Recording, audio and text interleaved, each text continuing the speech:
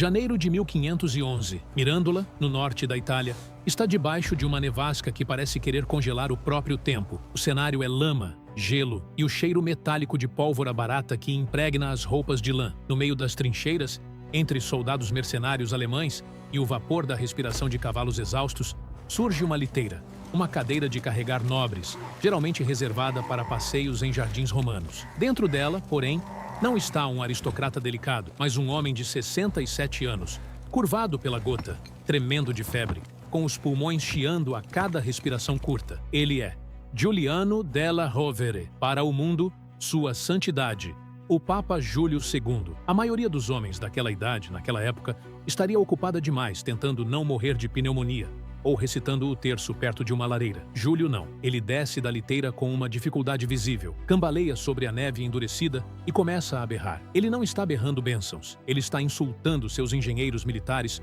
porque os canhões não estão disparando rápido o suficiente contra as muralhas. Quando uma brecha finalmente é aberta no muro de pedra, ele não espera que as chaves da cidade sejam entregues em uma bandeja de prata por uma delegação de nobres trêmulos. Ele manda seus soldados o içarem por uma escada de corda e entra na cidade conquistada pelo buraco deixado pela bala de canhão. Esqueça o pastor de almas. Esqueça o velhinho benevolente das pinturas de museu que parece pronto para uma cesta. O que você tem diante de si é um monarca absoluto que, por um acidente de percurso biográfico, usa uma batina branca. A tese aqui é simples e desprovida de qualquer nostalgia piedosa. Júlio II não governou a igreja apesar da guerra. Ele a governou através da guerra. Para ele, o evangelho era um conceito abstrato, útil para os sermões de domingo. O mundo real era feito de infantaria pesada, alianças instáveis e a necessidade brutal de manter o centro da Itália sob seu controle direto. Ele entendeu, muito antes dos teóricos políticos modernos, que no tabuleiro do Renascimento, se você não tivesse um exército capaz de morder, sua autoridade moral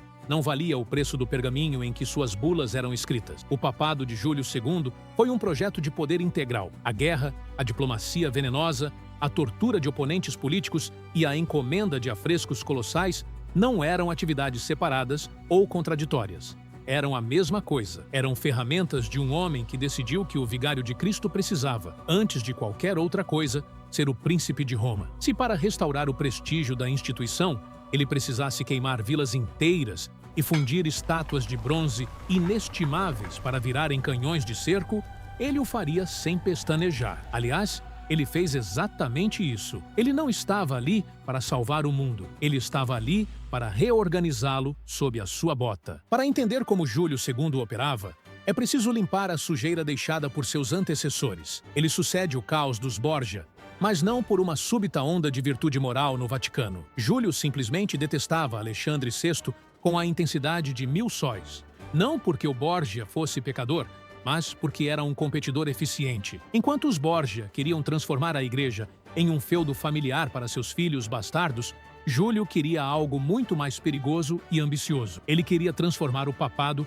em uma potência geopolítica centralizada e inquestionável. O motor narrativo aqui não é a fé, é a política bruta disfarçada de honra institucional. Ele assume um estado papal que, na prática, era uma piada de mau gosto. Uma colcha de retalhos de pequenos tiranos locais, cidades-estado rebeldes e barões romanos que riam das ordens do Vaticano. A resposta de Júlio não foi enviar missionários ou redigir cartas encíclicas sobre a paz. Foi calçar as botas de couro e montar no cavalo. Em 1506, ele protagonizou um dos momentos mais surreais da história europeia. Liderou pessoalmente uma marcha militar para retomar Bolonha e Perugia.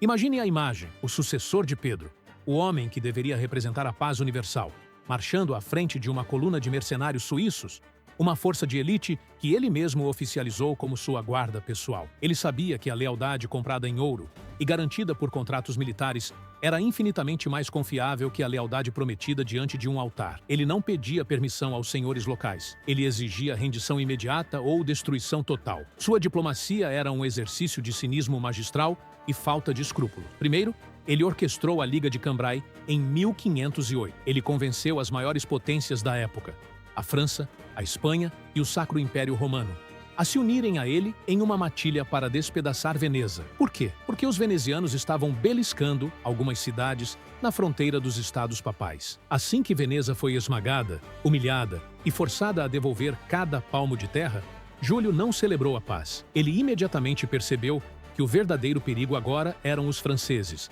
seus antigos aliados, que estavam ficando confortáveis demais no norte da Itália. Sem um pingo de hesitação ou vergonha, ele mudou de lado no meio do jogo, criou a Santa Liga, lançou o slogan nacionalista "Fora com os bárbaros" e usou os espanhóis e os ingleses para expulsar os franceses, que, apenas alguns meses antes, ele chamava de filhos diletos da igreja. Júlio tratava reis como peças de xadrez descartáveis e cardeais como subordinados que podiam ser presos ou exilados se mostrassem qualquer sombra de resistência. Se ele precisasse excomungar um exército inteiro para garantir uma vantagem tática no campo de batalha, ele o fazia com a mesma naturalidade com que tomava o café da manhã. A excomunhão, nas mãos de Júlio, deixou de ser uma ferramenta de salvação espiritual para se tornar um bloqueio econômico com verniz teológico. Mas é fundamental notar, essa energia não vinha de um sadismo gratuito ou de uma sede de sangue irracional. Vinha de uma leitura de poder gelada e precisa. Ele percebeu que o papado estava sendo esmagado pelas nascentes monarquias nacionais da Europa. Para sobreviver como jogador,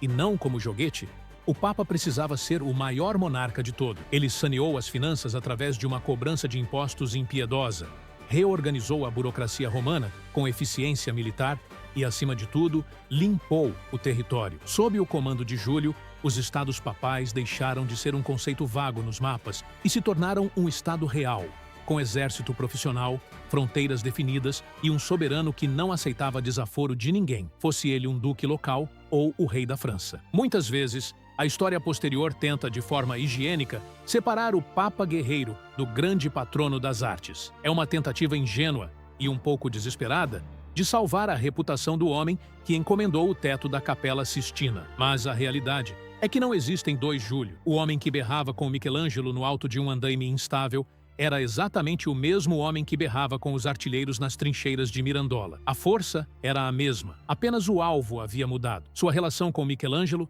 é o exemplo definitivo de sua terribilità. Esse misto de energia vulcânica, temperamento explosivo e uma capacidade de intimidação que deixava até os homens mais durões de Roma tremendo de medo. Júlio II não via a arte como uma forma de contemplação piedosa ou beleza abstrata. Ele a via como monumentalidade a serviço da propaganda de Estado. Para ele, um afresco era uma demonstração de força, tão eficaz quanto uma cidadela recém-conquistada.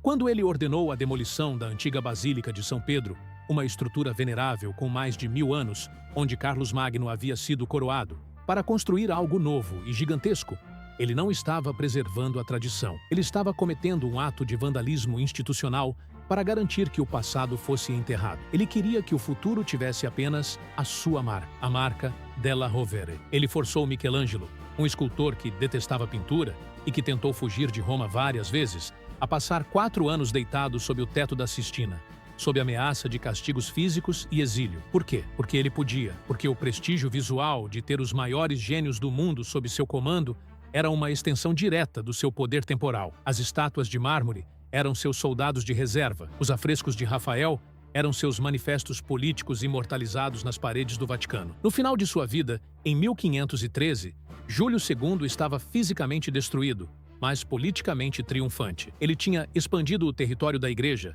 expulsado os ocupantes estrangeiros, pelo menos por um momento, e garantido que ninguém na Península Itálica ousasse dar um passo sem antes verificar o que o velho, na batina branca, achava disso. Ele morreu deixando para trás um rastro de fumaça de canhão, dívidas monumentais e algumas das maiores realizações estéticas da história humana.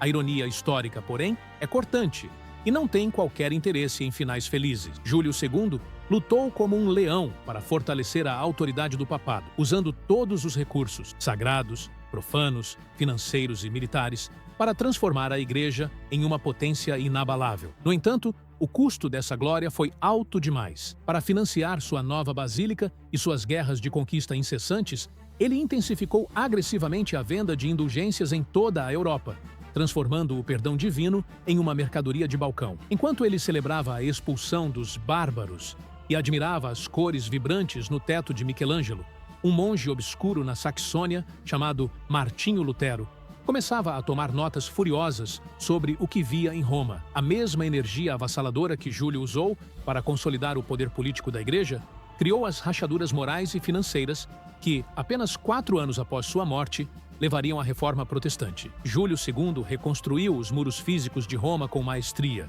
Mas as fundações morais que ele utilizou eram feitas de um material volátil demais para durar. Ele queria ser lembrado como o libertador da Itália e o restaurador da glória cristã. Acabou sendo o arquiteto involuntário do terremoto que dividiria a cristandade para sempre. O homem que nunca aceitou ser dobrado por nenhum rei ou imperador acabou sendo o responsável por quebrar o próprio sistema que dedicou a vida a expandir. No fim, o Papa que entrou na cidade pelo buraco do canhão deixou um buraco ainda maior na instituição que ele jurou proteger.